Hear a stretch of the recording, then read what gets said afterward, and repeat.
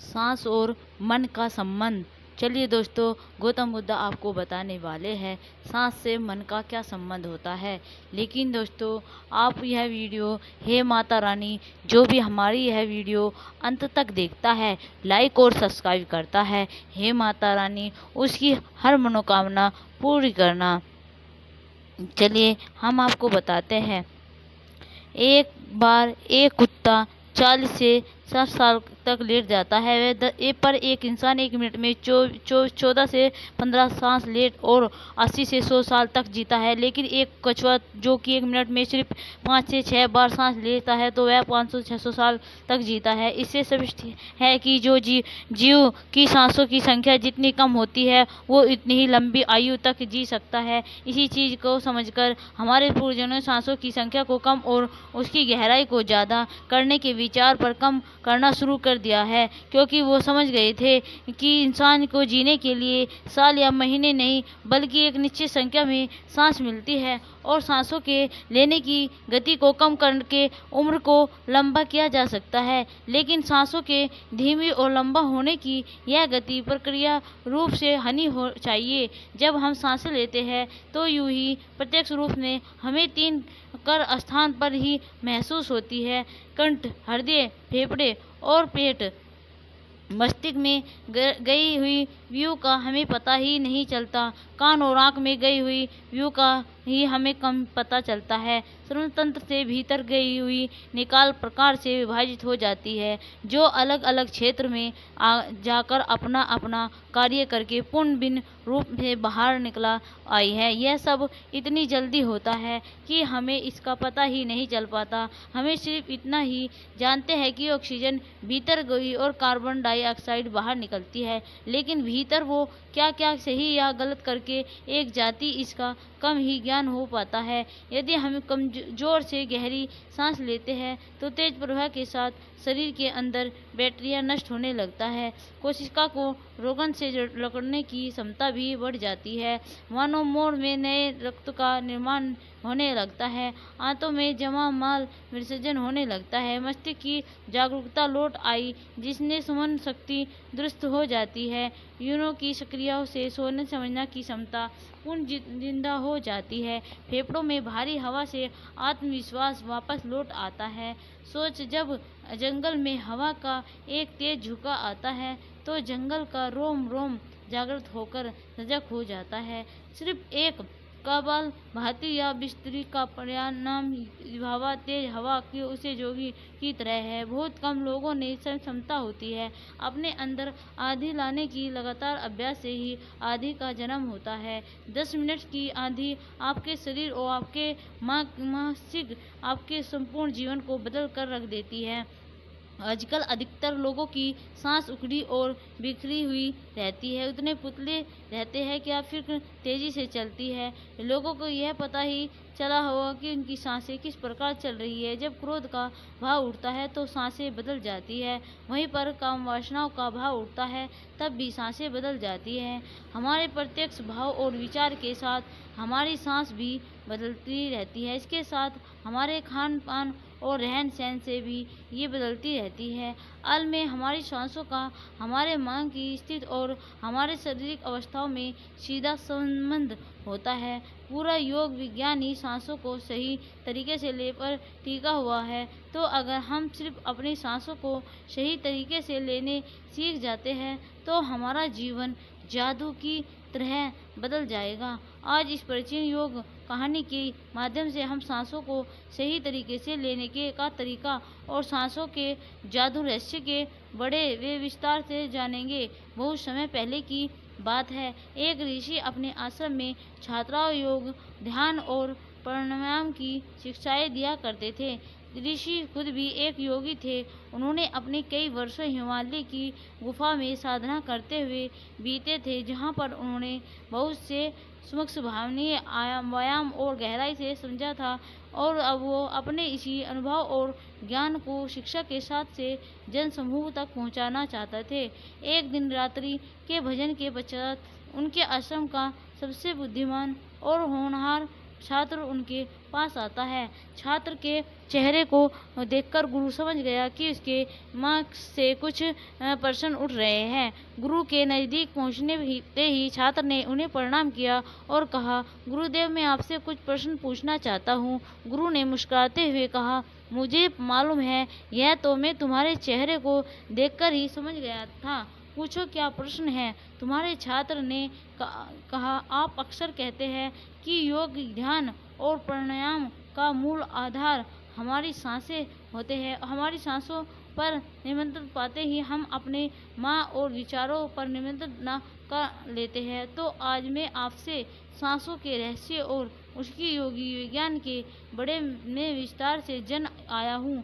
ये सुनकर गुरु ने एक हल्की मुस्कुराहट दी और फिर कहने लगा, गुरु, क्या जैसा हमारे माँ होता है, हमारी सांसों की गति में वैसे ही हो जाती है, या फिर जैसे हमारी मांग सांस होगी वैसे ही हमारी मनदशा ही हो जाएगी। यानी हमारी सांसों से सब कुछ जुड़ा हुआ है। जो हमारे भीतर घटना भी हो रही है और हमारे बाहर घटना है वो भी। अरे, जीवन से घटना वालों, एक बार घटना हमारी सांसों से गहरा संबंध रखती है।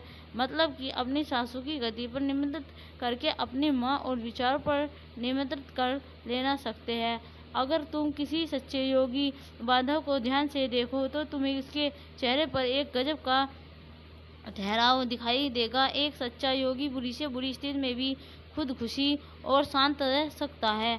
एक योगी अपनी भावनाओं को नहीं दबाता, बल्कि वो अपनी सांसों पर नियंत्रण हासिल कर लेता है, और सांसों को नियंत्रित करते ही वे अपनी माँ नियंत्रण का लेट। और जो आदमी का माँ उसके नियंत्रण में ही उसके पास उसकी सभी समस्याओं का समाधान है। गुरु ने छात्र की तरफ इशारा करते हुए कहा, तुमने कुछ योगिता के बड़े में सुना होगा कि वो 150 साल या 300 सालों तक भी जो जी सकते हैं। जो आखिर वो इतने लंबे समय तक खुद को जीवित कैसे रख पाते हैं?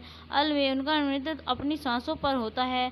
ये प्रणाम योगी जी कहते हैं, प्रणाम कितनी भी लेना और छोड़ना या एक योगी अच्छी तरह से जानता है कि और वो इस पर बहुत हद तक महाभारत हासिल कर लेता है। इसलिए वो इस प्राण योजना का प्रयोग अपनी गुरु के हिसाब से कर सकता है और खुद को दीर्घायु बना सकता है। और अगर तुम अपने स्वस्थ रखोगे तो चाहोगे तो अपने से अधिक क्षमता चाहोगे तो तेज बुद्धि चाहते हो तो उन्हें अपनी सांसों को समझ लेना और नियंत्रित कर लेना। हमारे जीवन में सब कुछ व्यवहारिक ही हो जाएगा। अल में चिंता में परेशानियां जैसी कोई चीज़ होती है ही नहीं। इस सिर्फ हमारे माँ और भावनाओं की उपज है। हमारे माँ से भावनाओं को अकेले एक ही चीज़ नियंत्रित कर पाती है, वह है अंदर का क्रोध। जितना जलन उतनी अंदर आलसा, अहंकार, बदल लेने की भावना, यह सब कुछ हमारी सांसों के हिसाब से चला है। हमारी सांसें हमारे साथ नियंत्रित है तो यह सभी विकार हमारे शरीर और हमारे माँ के बीच पुल का कम करती है। अगर हम अपने माँ तक का पहुँच जाता है तो उसके विचारों को समझकर उनकी दूर करना, तो हमें अपनी सांसों की पुल पर चलाना होगा। हमें सांसों के जारी अपना काम तक नहीं कर पाएंगे, सिर्फ यही देखने में लग जाएंगे। अपने माँ को समझाना, अगर तुम कभी किसी बच्चे को रोता हुआ देखो तो उसे अनुभव किया जब वह बच्चा सांस अंदर लेता है और उसका पेट फूलता है, और यानी एक ही बच्चा अपने पेट अपनी नाही में शरीर लेट है, जो कि सांसें तरीका है। अपनी गहराई और लंबी सहज की वजह से बच्चे को माँ उत्साही और हल्का राहत है। उसका शरीर ज़्यादा प्राकृतिक तरीके से तप रहा है। अपना बच्चा अपने माँ बाप से किसी प्रकार को ज़्यादा लेके लंबित नहीं रह पाता, गुस्सा करे सकता है, और किसी गलती पर दांत को मार दिया जाए तो कुछ समय बाद उसे भी भुला दिया जाता है। अपने खेल में मगन हो जाते हैं। बच्चा इतना सरल इसलिए हो पाता है क्योंकि वह उसकी सांसें बहुत रुक गई थी। यानी नहीं से बच्चे के शरीर को विकास चाहिए और विकास के लिए ज़्यादा ऊर्जा के लिए ज़्यादा लंबी सांसें। इसलिए प्राकृतिक ने हालांकि ये लंबी सांसें मनुष्य को दी गई है, लेकिन इंसान ने अपने जीवन में कुछ प्राकृतिक परिवर्तन कर अपनी सांसों को छोड़ा कर लिया है। वो ये ही नहीं जानता कि पीठ पीछे क्या होता है। सांसों से लेट है, जितनी छोटी सांस लो उतनी चिंता मकसद भरे रहेंगे। हमारे सांस जितनी लंबी और गहरी होगे तो हमें उतने ही खुश और शांत रहेंगे। गुरु ने आगे कहा कि एक आदमी 1 मिनट में 15 बार सांसें ले लेता है। सांसें का सीधा संबंध हमारी माँ की स्थिति और हमारे शरीर कंपन है। अगर 1 मिनट में ली जान ली गई सांसों की व्यवस्था 11 से नीचे एवं कुछ भी समस्या हो, अपने आसपास होने वाले सभी देंगे यानी जानवरों की आवाज़ को हमारे लिए स्पष्ट हो जाएगी। तुमने सुना होगा शेर और बाघ जैसे खजूर जानवर भी कुछ योगी के सामान आते ही पालतू बिल्ली की तरह व्यवहार करने लगते हैं। ऐसा इसलिए हो पाता है क्योंकि उन योगियों ने अपनी सांसों की संख्या को कम करके जानवरों की आवाज़ों, उनकी भावनाओं और अपनी कंपनी के साथ एक स्वस्थ संबंधित कर लिया है। अगर 1 मिनट में ले जाने वाली सांसों की संख्या जो में से एक में से कम हो जाए तो पेड़ और वनस्पति जय कार्य हो सकता है। समझ सकते हैं हमारे लिए आसान नहीं हो पाएगा। हमारी सांसें 1 मिनट में 6 से कम हो जाती है तो भजन चीज़ों के कैसे हम करते हैं यह समझना हमारे लिए नुकसान हो जाएगा। भजन चीज़ों के कंपन और उससे जुड़ी दुनिया हमारे लिए स्पष्ट हो जाती है। दूसरे शब्दों में कहा जाए तो ब्रह्मांड की प्रकृतियाँ समझी जा सकती है और ऐसी स्थिति में पहुंचकर ही बहुत से योगी और ऋषि अपनी मलक्षणिकन रहस्य उनमें घटनाओं की भविष्यवाणी कर दिया।